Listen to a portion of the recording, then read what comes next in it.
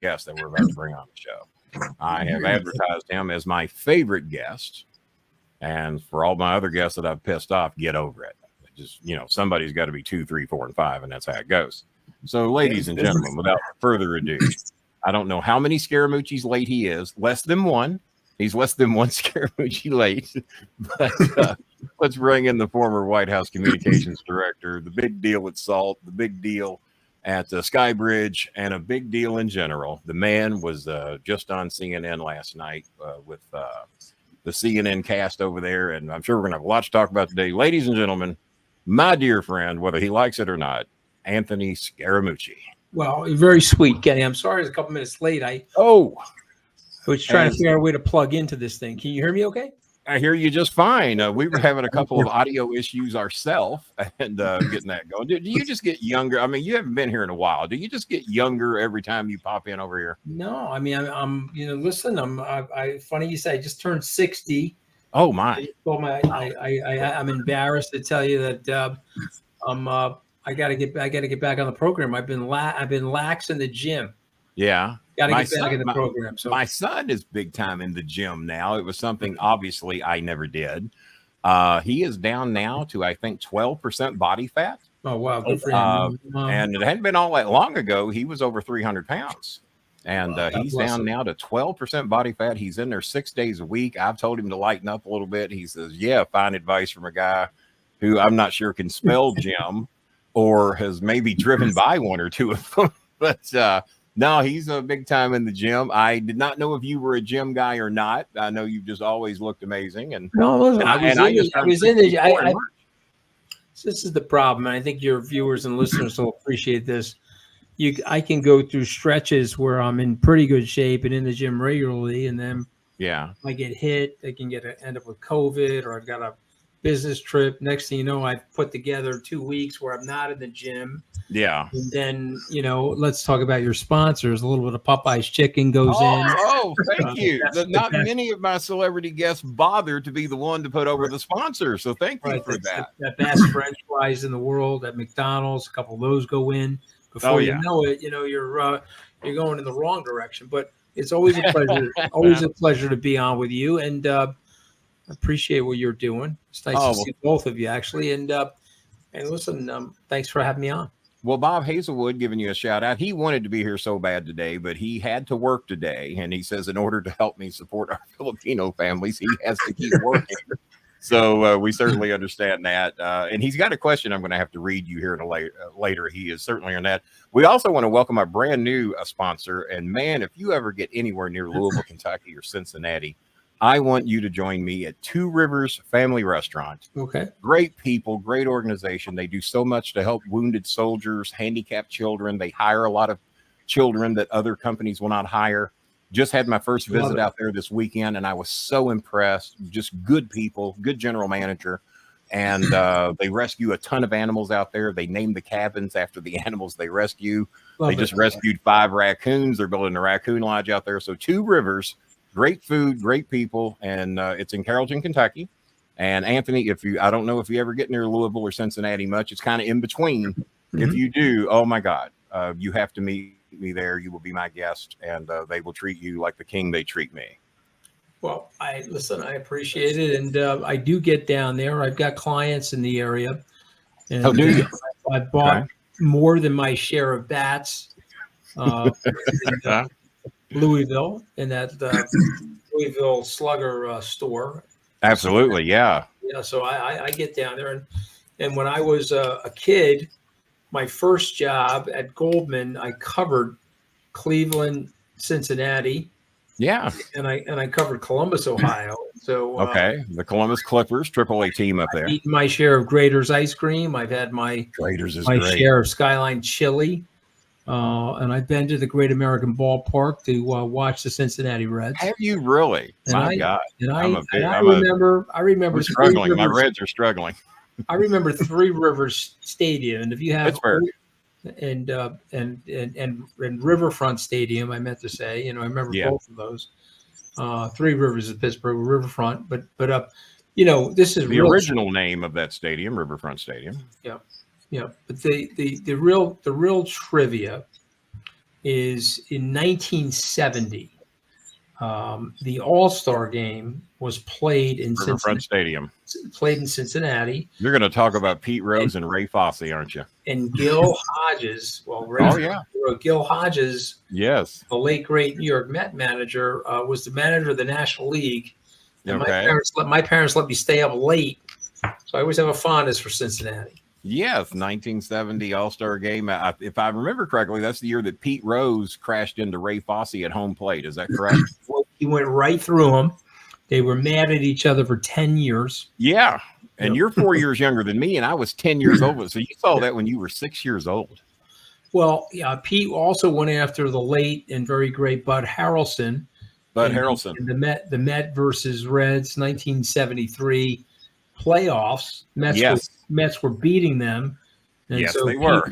Pete Rose was beating Buddy Harrelson. And he was about 35 pounds heavier than him. He was pounding them, and he almost got in trouble because the New York City fans were coming over the they were coming over the I think Jim Simpson field. They had Jim Simpson was covering that game. It's interesting. You have really good memory. I remember all this stuff as a kid. So I remember the starting lineup: Rose, Morgan, Foster, Geronimo, Bench, Perez, Lee May, which we traded to Houston for Joe Morgan, Dennis Minky at third, Concepcion, Dave Concepcion, who before Dave Concepcion was Darrell Cheney. That's going back a little bit. Yeah. But I got a backstory on the Pete Rose thing for you. I was a guest at the Paul Hornung Sports Showcase that used to be filmed at Chi-Chi's across the street from me in Louisville. Sure. Pete Rose was there, and I'd never met Pete in person before. So I go over there, and I got a couple of my Pete Rose action figures. If memory serves me correctly, this is probably 92 or 93. Right. I get him to sign my action figures. I said, Pete, man, I remember that fight you had with Bud Harrelson in the 1973 playoffs. Will you be talking about that tonight? He said, yes, we are, and you're going to be the reason why. He says, because when we start taking questions from the audience, I'm going to call on you. He says, my son Pete Jr. is here tonight, and I'm going to tell the story. He said, because not only did I whip Bud Harrelson's ass, but Pete beat Pete Jr. in the dugout after the game.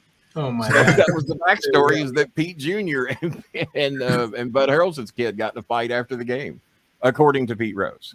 Well, I believe it. Listen, we're on this topic, and I'm happy to talk about any topics. But Pete Rose, I hope at some point, I see in my lifetime in the Hall of Fame his introduction to Hall of Fame, and there's many different reasons why. But yes, but I believe that he should be in the Hall of Fame. And listen, Bart Giamatti, Paul Giamatti's father, Bartlett Giamatti. Yes, he was adamant about it, and of course he kicked Rose out of the game. Mm-hmm. And obviously, the evidence notwithstanding, I'm a Christian. I'd like to see Rose forgiven and brought into the Hall of Fame. And he was a masterful player, and he caused a lot of hardship for me as a kid. Nobody played harder than Pete Rose. There might have been better, but no one played harder with the amount of, and let's go your route, God-given talent that he had. And just remember, in 1980, he won the World Series again with the Philadelphia Phillies. So this was he certainly did. Had Tony Perez with him over there. It's a real winner, Pete Rose. Yeah, Tony Perez. I was heartbroken because I didn't think Pete would ever leave Cincinnati. They named a street after him there, right there at Riverfront Stadium. Yeah, and I didn't think he'd ever leave, but when he left, it was heartbreaking. And then Perez and Morgan left as well, and that was also Tug McGraw was the relief pitcher for that team. I don't remember all that. Yeah, I remember Tug McGraw. Absolutely, he was a legit badass. I thought we might touch a little bit of baseball. Your Mets got off to a rough start. You're a Met guy, not a Yankee guy, correct? Well, I am, and I think your fandom comes from the proximity, right? So I grew up outside of Shea Stadium, and so also the New York Jets practiced out here on Long Island, Flushing, New York. Yep, and they were at Shea Stadium as well. But then people say to me, "Well, you live on Long Island. Why aren't you an Islander fan?" Well, I'm too old to be an Islander fan because Eddie Giacomin and the New York Rangers, Brant Park, were in the Stanley Cup in 1972. I was 8 years old at the time, and this is before the Islanders were created. They were They were an expansion team the year after. Now, of course, the Islanders went on to win 4 straight Stanley Cups, and the Rangers have won one in the last 30 years. Although again, give you a sense for the sports fanatic I am, I can tell you exactly where I was on June 14th at 10:30 p.m. 1994. Kenny, you want to know where I was? Where were you? 1994? I was watching the Cup up and down. Oh my! Rangers, okay, and they were chanting 1940. And there it was. The Rangers came in there 54 years later and won the Cup. And obviously Mark Messier. Yes. He is for us Ranger fans. Even I know who that is, and I'm not a hockey guy. He's a hero. Hero's hero. Well, my co-host is a big hockey fan, and I get on him about why. You're a Texas guy, you're a Colorado guy, and you're a Phoenix guy. My co-host, Mr. Coltrane here, is from out in Phoenix, and of course we had Arizona versus the Texas Rangers in the World Series last year, so it was both my co-host's boys. My Reds finished a game out last year. I don't think we're going to have that luxury the way we played the last 5 or 6 games. But Bob is a big Dallas Stars fan. He would die to be in here talking a little hockey with you right now because he's far more qualified to do that than I am. But my first ever Cincinnati Reds game was June the 5th, and I might have the year wrong. It was either 71 or 72, and it was right when Riverfront opened. And my school teacher's husband got front row tickets for us to set above the Cardinals dugout. We were watching the Reds versus Cardinals. Pete Rose did not play that game because he burned his arm on the AstroTurf, and he pinch hit in the bottom of the 9th inning because he had a big carpet burn on his arm from the AstroTurf. Wow. So Pete never missed a game, but the first game I went to, but Tony Perez was third baseman. I'm over the Cardinal dugout, so we're there for batting practice and the whole kit and caboodle. He touches the AstroTurf and comes over and shakes my hand and says, "Oh my God, hot," and because he was Cuban and he didn't speak a lot of English at that time, and he's letting me know how hot that AstroTurf is. And someone on the announcers said that the AstroTurf was 138 degrees that day. Wow, people's cleats were melting into the turf, and they were having to put their feet in buckets of water between innings to cool their cleats. Can you imagine that? Didn't think that through, did they?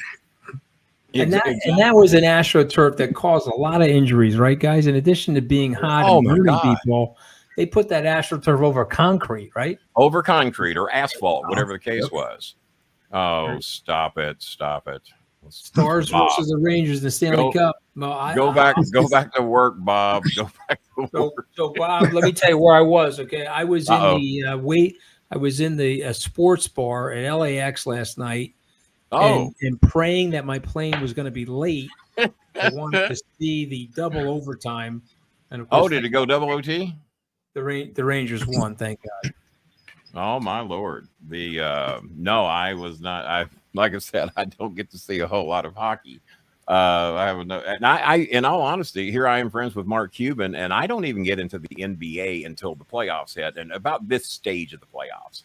Now I'm paying attention. We got the Indiana Pacers not that far up the road. Obviously, I got some allegiance with the Dallas Mavericks because of Mark Cuban, and always root for them to do well. I have not watched game 1 last night. I record all the games and normally see them later where I get through the commercials. Do I have any bad news about the Mavericks, or should I just wait and watch the game?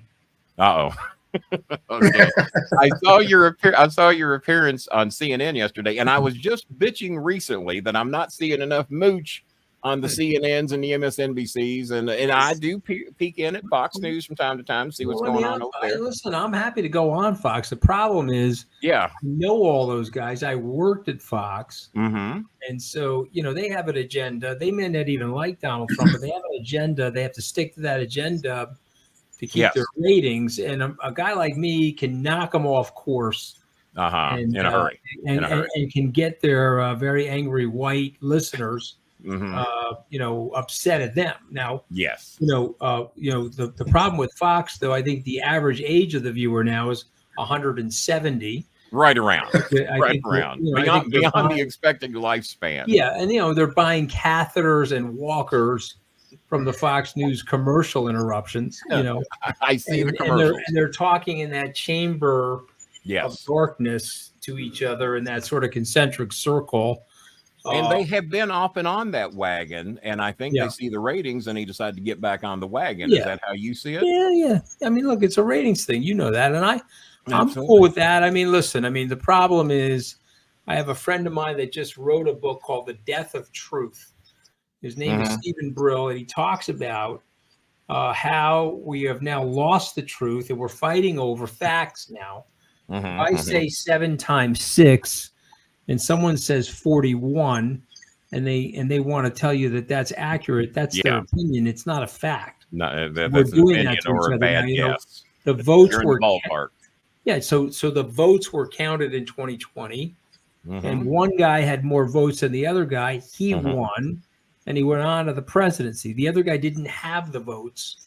And the Electoral College added up the same way. And I was going to bring this up with you today. And look at the MyPillow guy. This poor son of a, you know what? I mean, this poor guy lost his whole life. Jimmy Kimmel loves him. He's ratings gold for Jimmy Kimmel. But he lost his life over this. You know what I mean? Over this lie, rather than just accepting things, he's lost his life over this. He's lost his business, his reputation. I mean, who needs that? Well, as they were saying today, that Trump was furious yesterday over the testimony, and he's ordered his attorneys to get his reputation back. Well, what is that reputation? There's never, ever been a good, and one of the greatest compliments you ever gave me is the first time I had you on, you were still in alliance with Trump. I don't know if you were still communications director or not, but you were still in good standings with Trump. You were following me on Twitter, and I thought it was a fake account, and apparently John Cena had referred you to follow me for whatever reason.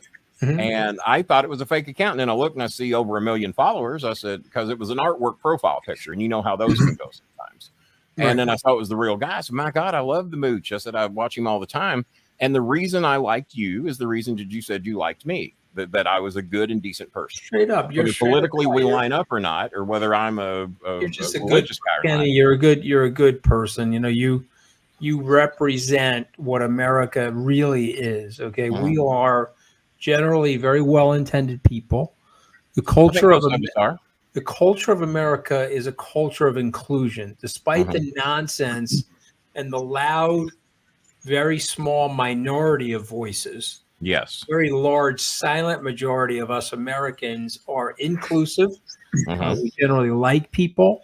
We want to help each other. This is the thing that's made America great. It seems easy. Yeah, and it's not this whole. And this is from a guy that doesn't have a religious bone in his body. Yeah, and I know how you are. I know how Joe Biden is. I know how many of my friends are that are very, very religious. Bob is I'm a practicing Catholic. But I respect people like you, and I don't want to impose my religion on anybody. That's another great thing about America. So this wonderful experiment, you know, one of the things I've done recently, Kenny, is I went back and the book I would recommend to you is called Life and Liberty. And it's not that Levine guy. No. He stole the title. This is the original writing and the original speeches of Abraham Lincoln. Oh, okay. And the reason I'm bringing this up is that I've gone back now and restudied Lincoln. Okay. Because if you think of the problems that we have now, they are minor problems compared to what was going on in the country. Yes. Circa 1855 to 1865. The party of Lincoln. Yeah. And so, but, you know, the decision to dissolve the Union, to have states leave the Union. Yes. Decision by Lincoln to force those states compulsorily to stay in the Union. Yeah. And his writing on this subject is pitch perfect. And he says so many brilliant things, but I'll just share a few with you because they're very timely for today. Okay. First thing Lincoln says, the great virtue of the United States is there's no permanent class of labor in the United States. Unlike these sclerotic class systems in Europe. Yes. You were born into a laborer's family. Guess what? You were going to be a laborer, and your great-grandchildren were going to be laborers. This was an aspiration. This was an aspirational country. Yes. And of course, that tied into slavery because there can't be a permanent class of labor. Therefore, there can't be a slave class.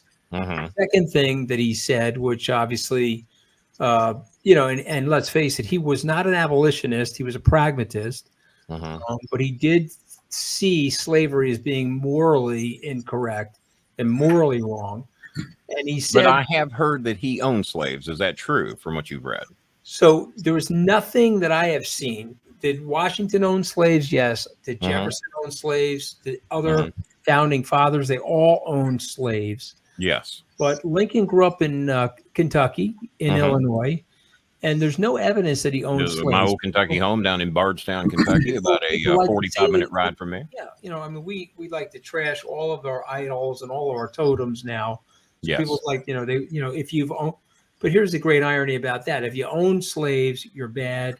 If you didn't own slaves, you're good. But we're now seeing that through the prism of 2024, not that day. What is your opinion on the Republicans who don't want to talk about the slave days?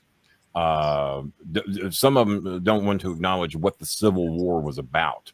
What is your opinion on those? And there might be Democrats who do that too, but mainly you hear. When I hear the word America, the next I think of the Statue of Liberty. I don't know what you think of. Okay, well, I think of all those things, the Declaration of Independence, but what the Statue of Liberty says. But what I'm really hearing today is control of the narrative, and there's a big fight in the country about the control of the narrative. So the left and the woke people, they want to control that narrative, and they want to make factual claims about things that happened, and they want to shove that in everybody's faces. Then the people on the right, well, they heard the story in a very watered down way when they were in elementary school and high school. And so they don't. I was told by many of my elementary school teachers and high school teachers, what you're hearing today, some of them have the balls to tell you even back then, what you're hearing today is bullshit. You're going to get the real story when you get to college, if you're lucky. And I remember being told that in the 5th and 6th grade. What you're hearing today is bullshit. You'll get the real version. So that leads into what you're saying.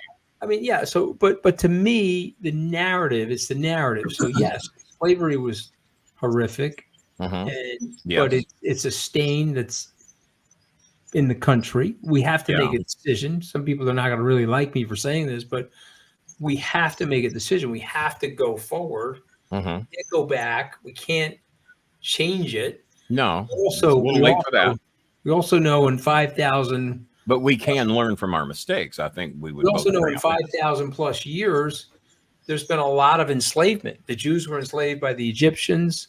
The word slave comes from Slavic. Northern Europeans were enslaved when they were conquered by the Romans, and we could go on and on and on. So to me, I want fairness, and I want for today to be fair. And can Mooch tell the story about how Kenny changed his mind to leave Trump? You gave me credit for that. The second time you came on the show, you had a different opinion about Trump. And on the first time you were ever on the show, I said, Anthony, you're too good to be associated with this man. Well, and we didn't really have a verbal debate about it. I just said, you're on this show because you're a good man and I like you. You're on here because you like me. And Anthony, you're too good to be associated with this man. And then when you came back on, I put the words in your mouth. I said, Anthony, you're going to give me credit for getting you away from Donald Trump. You said, Kenny, you had a lot to do with it. Well, I'm going to tell you why you had a lot to do with it. Okay. Because you came from that wrestling background. Yeah. You knew all those guys, because of his insecurity, he tries to be hyper masculine. Yes. He tries to attach himself to all those guys. And you knew the stink that was on him in terms of the malevolence of the type of person he is. I was at 3 shows he was at, and I was very aware of. And that did move me, And I will tell you, I am giving you some credit. It was a combination. I appreciate that. That means the world to me, coming from you too. By the way, it's a combination of things, but I think that your real world experience, and let listen, we've Well, been wrestling is so much like politics. That's why it translates. But I don't want to bore you with all this because we've been over No, this. you're never going to bore me. Don't you but worry I about think that. And he says he made a donation for you answering that question, so we appreciate that. Okay, well, that's great. But I think what I want to say to you, because I think a lot of people thought I was making that shit up, that you gave me credit, and I said, no, he's recorded saying it. And the Mooch don't lie. The Mooch don't make up shit. And if he's giving me credit, there's something in there to where he's giving me a little credit. It's a combination of things. But I think I said this to you, and I'll share it. I had an ego-based decision to go with Donald Trump. Yeah, and it was. And I understand that too. My God. That is it's like being aligned with Vince McMahon. You know all the stories about Vince. Yeah, it's a lot of people made a decision to be aligned with him for power. Yep. Open, honest expression of my insecurities and my weaknesses. And but here we are now. But here's the thing, Kenny. Yes. If you make a mistake, you got to own the mistake. What are you going to do? You're going to sit in the mistake? You can't sit in the mistake. If you went left and you should have gone right, you got to reverse the car. You got to pull the car. Do that all the time. Did it yesterday. Smart people reevaluate it. I want to read you the question that Bob wrote because it kind of leads into what you